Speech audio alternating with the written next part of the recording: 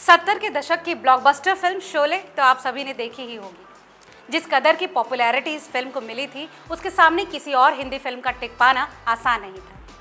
जिस साल शोले रिलीज हुई थी, उसी साल हिंदी फिल्म इंडस्ट्री में एक और फिल्म रिलीज हुई थी जिसने शोले के सामने न सिर्फ अपनी मौजूदगी दर्ज कराई बल्कि रिकॉर्ड तोड़ कमाई भी की थी। वो फिल्म थी जय संतोषी माँ।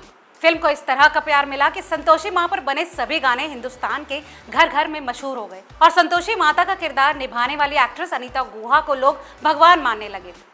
लोग अपने घरों में उनके पोस्टर लगाकर उनकी पूजा किया करते थे। साल 1975 में आई जय संतोषी माँ से अनीता बड़ी स्टार बन गई। फिल्म ने उस दौर में 5 करोड़ रुपए की कमाई का रिकॉर्ड बना डाला।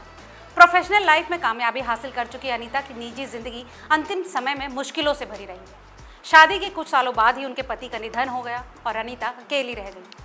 आज के इस वीडियो में जानेंगे फिल्म संतोषी माँ और उसमें माता का किरदार निभाने वाली एक्ट्रेस अनीता गुहा की जिंदगी से जुड़े कुछ अनसुने किस्से। नमस्कार, मेरा नाम है लता सिंह और आप देख रहे हैं रिपोर्टर जी का हिंदी फिल्मी जगत से जुड़े अनसुने किस्सों का स्पेशल। बर्मा के पास एक गांव में जन्मी अनीता गुहा ने 1955 में रिलीज हुई फिल्म तांगावाली से हिंदी फिल्मों में कदम रखा। इसके बाद वो दुनिया गोल है, झांझर जैसी फिल्मों में नजर आई।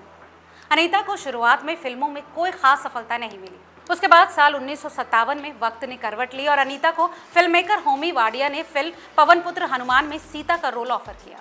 अनीता पौराणिक फिल्म करने को लेकर असमंजस में थी, लेकिन इस फिल्म की कामयाबी ने उनकी सोच बदल डाली। इसके बाद अनीता पौराणिक फिल्मों के ऑफर्स एक्सेप्ट करने लगी और उन्हें संपूर्ण रामायण, श्री राम भरत मिलाप जैसी फिल्मों में भी सीता के किरदार में देखा गया। माइथोलॉजिकल फिल्मों में मिली सफलता से हौसला बढ़ा तो अनीता ने फिर ऐतिहासिक फिल्मों की ओर रुख किया और फिल्म टीपू सुल्तान, महारानी पद्मिनी, संत तुकाराम जैसी फिल्मों में लीड भूमिका निभाई। अनीता के करियर का दूसरा दौर 1969 में फिल्म आराधना से शुरू हुआ, जिसमें उन्होंने साइड कैरेक्टर निभाया था। इसके बाद वो शर्मीली, अनुराग, झूम उठा आकाश, नागिन जैसी फिल्मों में भी नजर आई। लेकिन 1975 में आई फिल्म जय संतोषी माता ने उनकी जिंदगी बदल कर रख दी।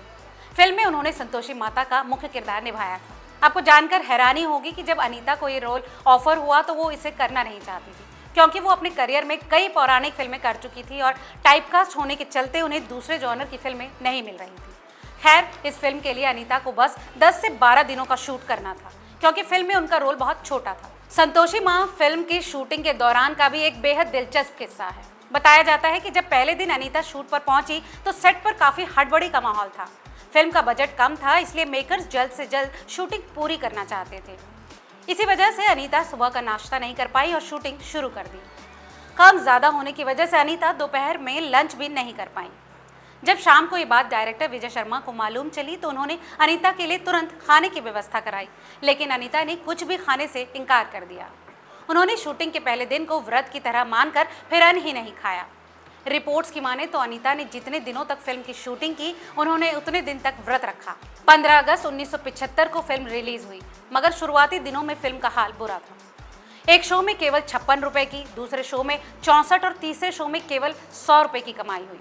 सबको लगा था कि फिल्म फ्लॉप हो जाएगी, क्योंकि इसका मुकाबला फिल्म शोले से था। लेकिन अचानक से टिकट खिड़की का माहौल बदल गया। जय संतोषी माँ को देखने के लिए थिएटरों में दर्शकों की भीड़ जुटने लगी। इस फिल्म से जुड़ा एक दिलचस्प किस्सा ये भी है कि महिलाओं के बीच ये फिल्म काफी पॉपुलर हुई, जिसके चलते शनिवार को उनके लिए स्पेशल शोज रखे गए। कहा जाता है कि औरतें आरती की थाली सजाकर थिएटर में जाती थी और जब मैं तो आरती उतारू गाना पर्दे पर देखती थी तो उनकी आरती क्या करती थी, सिक्के फेंकती और फूल चढ़ाती। इस फिल्म की सफलता के बाद अनीता गुहा स्टार बन गई। वो जहाँ भी जाती थी लोग उनके पैर छूकर आशीर्वाद लेने लगते और उन्हें संतोषी माता कहकर बुलाते। अपने घरों में उनकी फोटो तक लगाकर उन्हें पूजा जाता। इस फिल्म के बाद अनीता गुहा संतोषी माता की इमेज में ऐसी बंधी कि इसके बाद उन्हें दूसरे रोल्स में दर्शकों ने बिल्कुल पसंद नहीं किया।